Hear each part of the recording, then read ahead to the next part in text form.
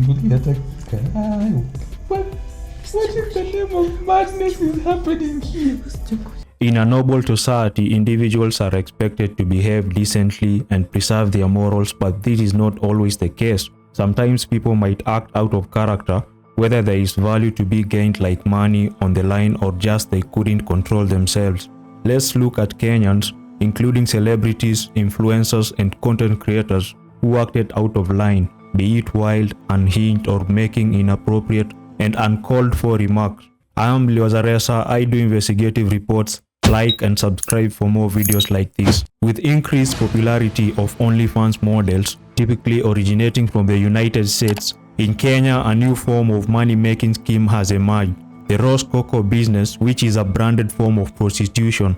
These so-called models have raised eyebrows recently, and one name should come into your mind.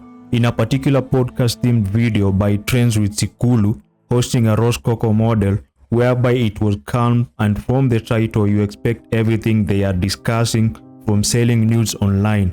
It kind of gets shocking when she exposed doing a nasty activity of pooing on someone's face. She got paid about 70k Kenyan shillings. All these are stories, and she did one thing making me believe she walks like she talks it. Odinga Attack. What in the name of madness is happening here?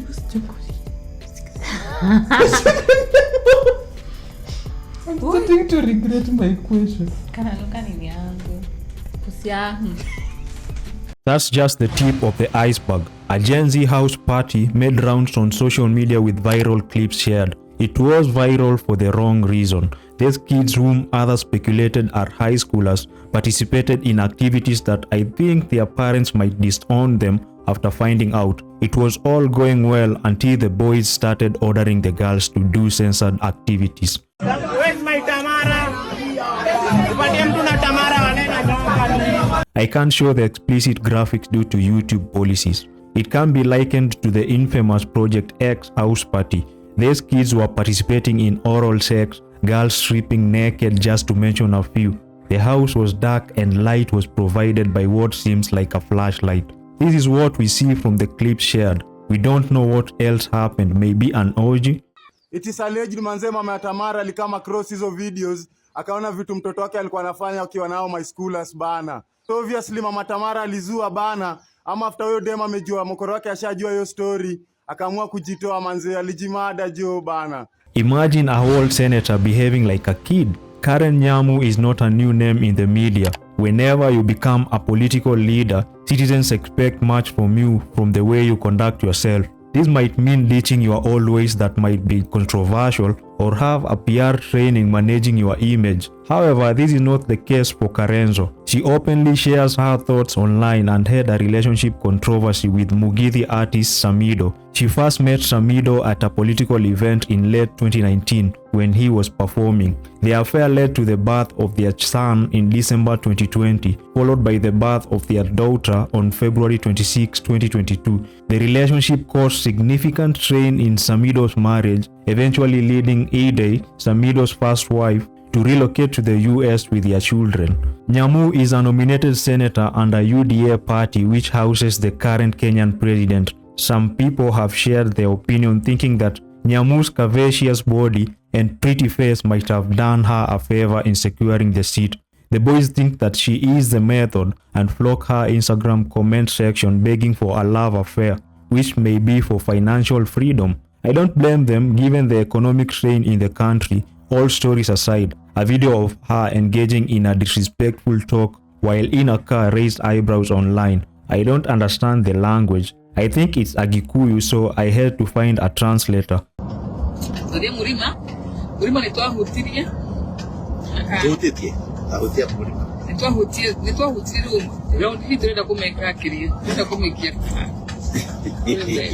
Karen Nyamu ametudharau kama wamama. Anatuonyesha hadi kidole cha katikati. Anavaa vibaya without respect. We expected her to follow the rules of other senators, to follow the constitution, but she's very rude.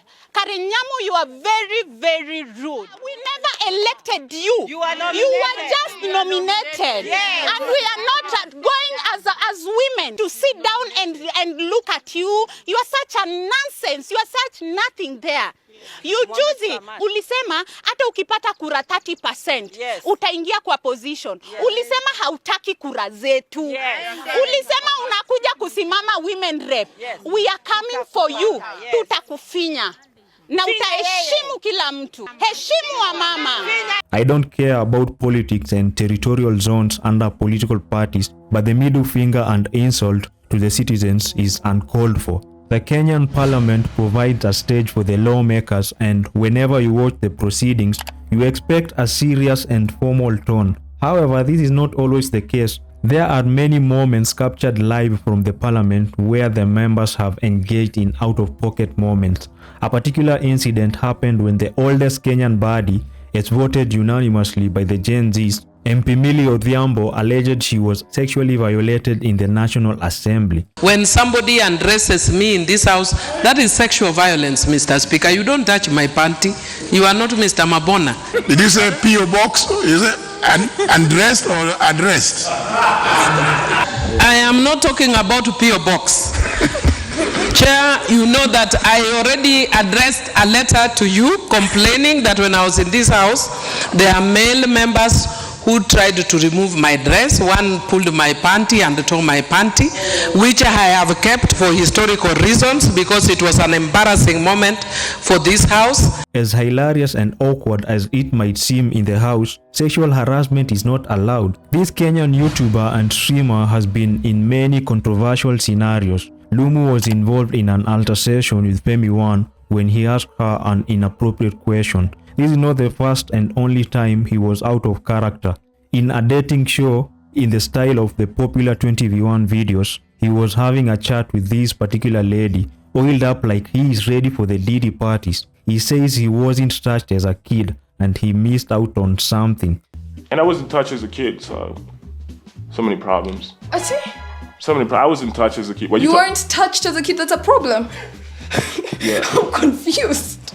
Yeah, you wanted to be touched? This is metaphorical and a kid can't be touched inappropriately. I think this guy was trolling at this point, as he always does. Picking up women is an art that not every guy has, and there are many techniques in this field, whether it be manipulation, pick-up lines, looks, personality or status. One aspect will determine if your method is working. That is making a close with a hand. Closing the set might be her agreeing to go on a date with you, getting her number and more. However, not all interactions with women go as planned, and others are cringe, whereby guys do too much. We have seen guys acting zesty just to bag hands, but sensational Ned's interaction with a body at Ngong Race Course reached an unexpected point. But I'm kind of, disadvantaged with your situation. I need something to pull. Bado unaweza shika. Hebu jaribu kushika. Don't tell me I'm the only one who interpreted it this way. There are some positions you need some grip, so your partner having a longer hair is handy. Although this power couple broke up, they have had so many memorable moments captured on camera. This includes a story of how they met. The Pluto's class representative, Nyaga, and his girlfriend Blessing planned to take a trip to Naivasha for a safari rally event. They wanted the Pluto to accompany them. However, the Pluto was skeptical about taking the trip, stating he couldn't afford fuel for the trip. Nyaga told Pluto not to worry, he would pay for the fuel expenses. The Pluto had another issue. He had no one to accompany him, and these rallies mostly involved couples or partners. He asked whom he would go with. Blessing said she had a female friend. It was a Friday. The friend arrived in a mask. The Pluto got delighted by her beauty and wanted to see her face. He called Nyaga aside and told him to ask her to take the mask off. After seeing her without the mask, Pluto was very ready for the trip. This girl's name is Felicity Shiru. The problem was the other three weren't sure if Fel wanted to take the trip to Varsha. They headed to the JQuad Student Center, Blessing and Nyaga convincing Fel to join them on the trip, even offering to pay her. While at the student center, one of the Pluto's classmates was hitting on Fel and even danced with her while the Pluto watched while seated enjoying liquor. Time to head home about 4 AM, and they were to go to Pluto's crib. Fail was reluctant and wanted to go to her home. Coincidentally, Nyaga and Fail were neighbors next door, so as a gentleman, he wouldn't let her go home alone at such a time. Eventually, they went home and had more liquor with blunts. Then this happened. Nothing happened by then. What happened? We just slept. So we woke up in the morning. From the couple, maybe. What? The other couple. The other couple, Nyaga and Blessing. Nyaga and Blessing. Mko mnasikia nduru. Wale ni ukweli. Bila kuchocha. Mimi nilikuwa nasikia mlio ile side.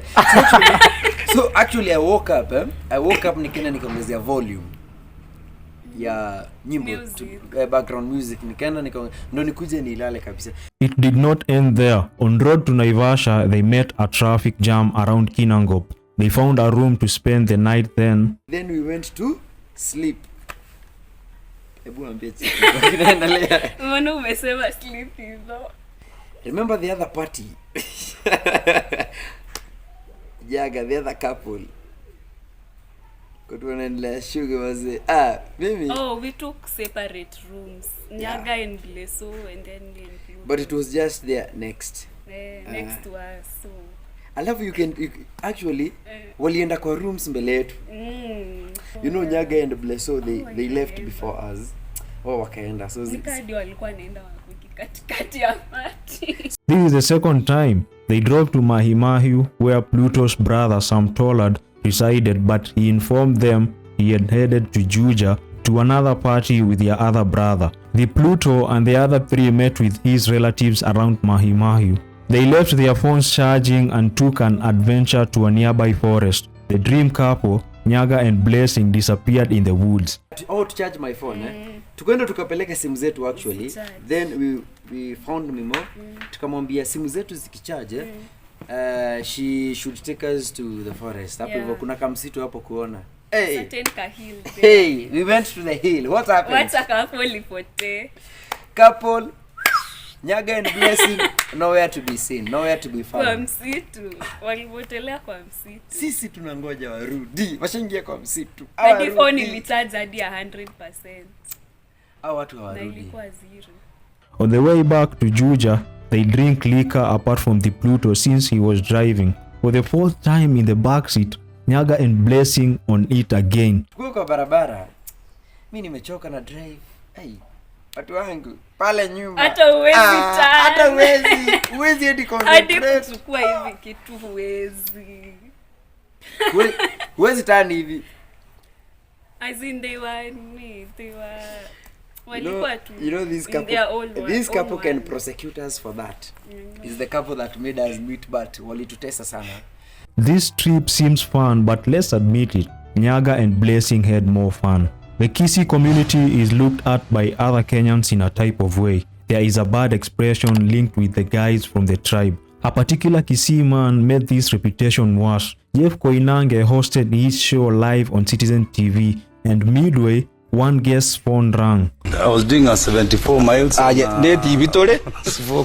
Ne TV inde. So, ne TV inde ntora akora. No, mpesa tikango tomere wacha nikutumie saa kutoa. So, we are all Jeff Koinange at this point, and whatever view you have on this situation, it is considered rude to pick a call on live TV. This is etiquette, and before such important meetings, it's advisable to switch off your phone or put it on do not disturb mode. It had to be a Kissi, of course. This is crazy, no way bro did this. On another Utata Entertainment dating episode featuring former Machachari actress Joy Ohon, dudes tried to win her love, but one guy stood out. This guy named John pulled up with an orange promotion tee, but it's not the color that is eye-catching. The words on it are interesting. So he cooks up a pickup line that goes like, just like the t-shirt says, you can trust in me. Isn't trust condom? You can trust in John. Yeah. He became clever when he elaborated that she should trust in him, not the condoms. He risked it and it paid off, but not for long. Why is his t-shirt tattered near the chest area? If he is not a troll, then I can't take bro seriously. Another round comes and he tries to cook some Italian dish. Unfortunately, Joey wasn't feeling him. Hi, mi chiamo Giovanni, io sono di Roma. A little bit of Italian. Giovanni. I have no idea. That's very nice. Not my style though, so I'm gonna have to say no. It's okay. We get it. Mad respect for this player for leaving the stage with honor. I couldn't believe my eyes after seeing this clip. Raila Odinga alias Baba is amongst the prominent politicians in Kenya, regardless of losing and failing to win the presidential seat. Raila and other opposition party affiliates had a rally in Kwale when an elderly man sneaked behind them and whipped Baba and the then Kwale governor, Salim Mvurya. He was later held by security personnel, and it was not clear why the old man attacked the two. He was released on ground of being mentally ill, a case supported by a number of local residents. This raises a question on the security of government figures, with US President being a victim of planned assassination before becoming the president for the second time. Andrew Kibe has been on the spotlight for the wrong reasons, but it couldn't get any worse than this. He was on a cooking show with host Boina, and just after the video begins, he made some controversial remarks. Boina tells Kibe he can't just stand there and watch her cook, implying he should be engaged, and Kibe says this. Hata madem akikamu kwangu mimi ukaa kwa sitting room na katu kamera hivi. Kamera? Yes. Unamrecord? Upeleke wapi?